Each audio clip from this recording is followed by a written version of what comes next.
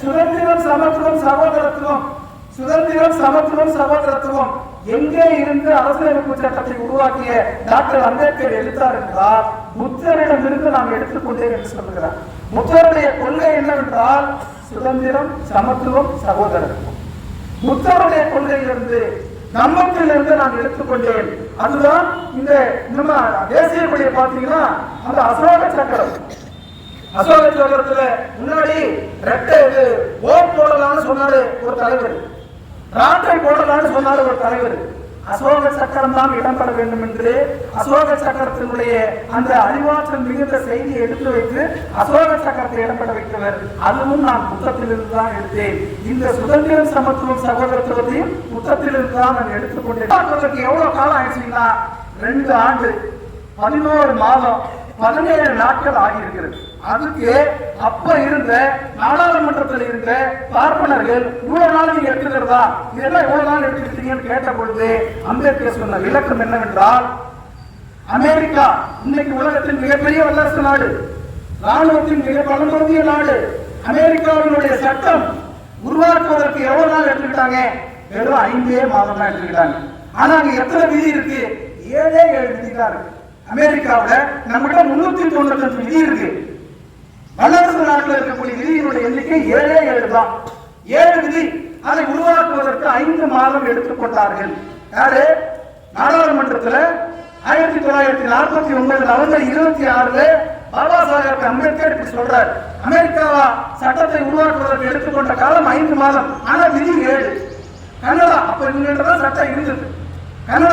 Canada உருவாக்குவதற்கு எவ்வளவு நாள் ஆயிடுச்சு கேட்டீங்கன்னா அப்ப சொல்றாரு அவரு ஏறக்குறைய கனடா உருவாக்குவதற்கு எவ்வளவு நாள் ஆயிடுச்சு அப்படின்னு கேட்கும் பொழுது ஏறக்குறைய 2 ஆண்டு 5 மாதம் ஆகிவிட்டது என்று சொன்னார். 2 ஆண்டு 5 மாதம். நாம 2 ஆண்டு 11 மாதம் வச்சிருக்கிறோம். இப்ப 2 ஆண்டு 5 மாதம் கனடாவுக்கு இருந்தது. அவங்களுடைய சட்ட விதி எத்தனைன்னு கேட்டீங்கன்னா 147. 147 எழுதுவதற்கு அவங்க 2 ஆண்டு எடுத்துக்கிட்டாங்க, 5 மாதத்தை எடுத்துக்கிட்டாங்க சொன்னார். அதுக்கு அடுத்ததா அதிக நாள் எடுத்துக்கிட்டது ஆஸ்திரேலியாவுடைய சட்டத்திட்டம். 9 ஆண்டுகள் எடுத்துக்கொண்டாங்க. ஆஸ்திரேலியாவுடைய சட்டத்திட்டம் 9 ஆண்டு. ஆனா சட்ட விதி எத்தனைன்னு கேட்டீங்கன்னா 128 தான். 128 விதியை உருவாக்குவதற்கு 9 ஆண்டு எடுத்துக்கிட்டாங்க. தென்னாப்பிரிக்காவில் 153 சட்ட விதி உருவாக்குவதற்கு 1 ஆண்டு எடுத்துக்கொண்டார்கள். அப்போ இவ்வளவு பெரிய, ஏன்னா அந்த நாடுகளில் சிறப்பு இந்த நாடுகளோட சிறப்பு வேறுபட்டதுன்னு சொன்னார். எப்படி என்றால் இங்க 1652 மொழி பேசக்கூடிய மக்கள் இந்தியாவில் வாழ்கிறார்கள். ஆனால் அமெரிக்கா அப்படிப்பட்ட நாடு அல்ல. அங்க ஒரே தேசிய இனம், இங்க பல்வேறுபட்ட தேசிய இனம். தமிழ்நாடு ஒரு தேசிய இனம், கர்நாடகா ஒரு தேசிய இனம், கேரளா ஒரு தேசிய இனம், இப்படி பீகார் ஒரு தேசிய இனம் என்று பல்வேறுபட்ட தேசிய இனம் ஆடக்கூடிய நாடு, பல்வேறு மொழிகள் பேசக்கூடிய நாடு. அப்படியான ஒரு சூழலில் இன்னொன்று சொன்னாரு, அங்கெல்லாம் வரைவு முன் திட்டத்தை வச்ச பொழுது திருத்தம் கிடையாது அமெரிக்காவில். ஆனா இங்க வரைவு முன் திட்டத்தை வச்ச பொழுது திருத்தம் செய்யப்பட்டது. முன்பே நம்ம குறிப்பிட்டோம் 2573 திருத்தம் செய்யப்பட்டது குறிப்பிட்டோம். ஆகவே அந்த அடிப்படையில் நாம் இந்த காலத்தை எடுத்துக்கொண்டோம் என்று இப்படி 60 நாடுகளுடைய சட்டத்தை ஆராய்ந்து அதன் அடிப்படையில் நம்ம நாட்டிற்கு எது சிறந்த சட்டம் என்பதை தேர்வு செய்துதான் இந்த சட்டத்தை உங்களுக்கு நான் ஒப்படைக்கிறேன் என்று நாடாளுமன்றத்தில் ஒப்படைத்த தலைவர், ஒப்படைத்த குழுவினுடைய தலைவர் தான் புரட்சியாளர் அம்பேத்கர் அவர்கள். பார்ப்பனியம் என்ன செய்யும்னா கல்வி வைத்துக் கொள்ளக்கூடாது. இங்கதான் நாம பேசிக்கிறோம், நீ உயர்ந்தவர், இவர் உயர்ந்தவர் இல்ல, நீ மேலானவர் இல்லைன்னு சொல்றோம். ஆனால் அம்பேத்கர் குறிப்பிடுகிறார், பிற்படுத்தப்பட்ட மக்களை சூத்திரர்கள் என்று இந்த வர்ணத்தின் அடிப்படையில் குறிப்பிடுறாங்க. சூத்திரர்களும் ஒடுக்கப்பட்டவர்களும் படிக்க கூடாது என்று சொல்வது பார்ப்பனியம். சூத்திரர்களும் ஒடுக்கப்பட்டவர்களும் ஆயுதம் வைத்துக் கொள்ளக்கூடாது என்று சொல்வது பார்ப்பனியம்.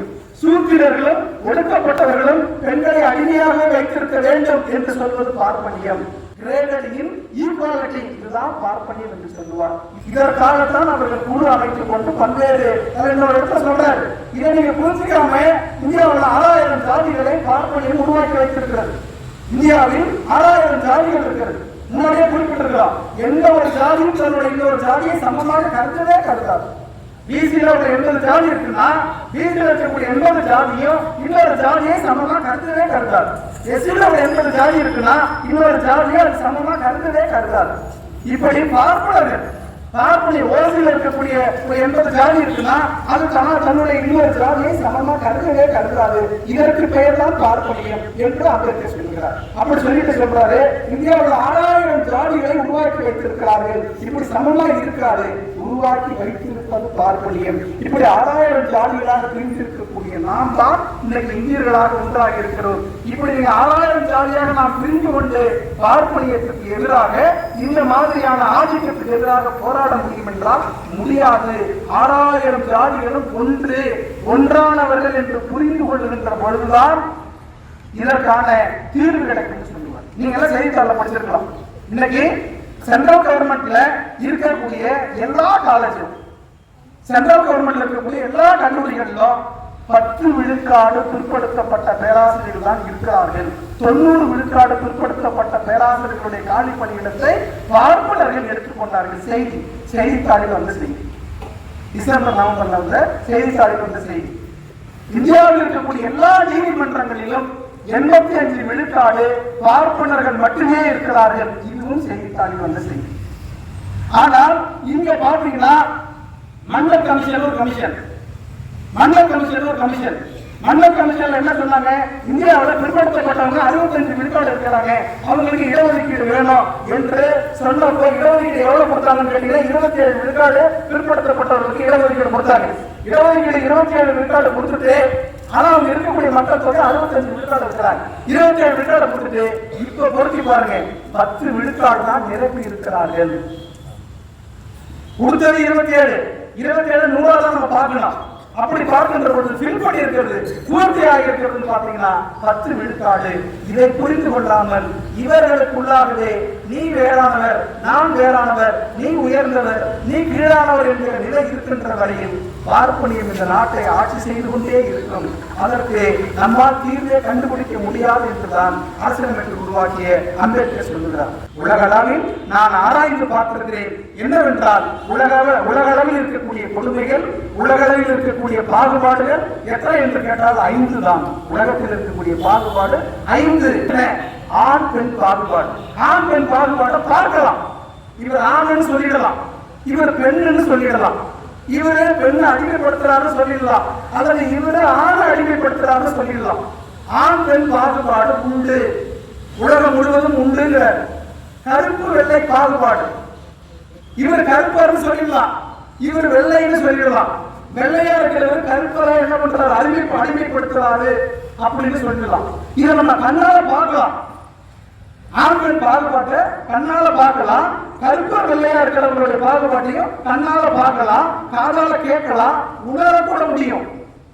2வது சொல்றாரு மொழியின் அடிப்படையில். இன்னைக்கு சொல்றாங்கல்ல, இந்திதான் உலகம், இந்திதான் இந்தியா முழுக்க ஆட்சி மொழியாக இருக்க வேண்டும் என்று சொல்கிறார்கள். இந்தியினுடைய ஆதிக்கம் ஒவ்வொரு கட்டத்திலையும், ஒவ்வொரு நாட்டிலையும், ஒவ்வொரு நகரத்திலையும் ஒரு மொழி ஆதிக்கம் செலுத்திக் கொண்டே இருக்கும். அப்ப மொழி ஆதிக்கம் அதையும் நம்ம கண்ணால பார்க்கலாம். இந்த மொழி ஆதிக்கம் செய்கிறது, இந்த மொழி ஆதிக்கம் செலுத்துகிறது என்பதை கண்ணால் பார்க்கலாம். மொழி ஆதிக்கம் 3வது பாகுபாடு. 4வது மண்டல பாகுபாடு, ரீஜனல் சொல்றாரு. இந்த பகுதி இப்ப சொல்றோம்ல, சென்ட்ரல் கவர்மெண்ட்ல இருக்கிறவங்க பூரா நார்த் இந்தியா இருக்கிறாங்க, இந்த பகுதியை சார்ந்தவங்க ஆதிக்கம் செலுத்துறாங்கன்னு சொல்றோம். இப்படி 4வது பாகுபாடு சொல்லிட்டு இதுதான் உலகம் முழுவதும் இருக்கக்கூடிய பாகுபாடு. இந்த 4 பாகுபாட்டையும் கண்ணால் பார்க்கலாம், காதால் கேட்கலாம், உணரலாம். ஆனால் இந்தியாவில் இருக்கக்கூடிய பார்ப்பனர்கள் பிரித்து வைத்திருக்கக்கூடிய ஜாதியின் பாகுபாடை கண்ணால் பார்க்கவே முடியாது. முன்பின் தெரியாத ஒருத்தரை பார்த்து நீங்க இவர்தான் சொல்லி அடையாளம் காட்டவே முடியாது. கண்ணால் பார்க்க முடியாது, காதால் கேட்க முடியாது, உணர முடியாது. இவரு இந்த ஜாதியை கண்ணால பார்க்க முடியுமா? முடியாது.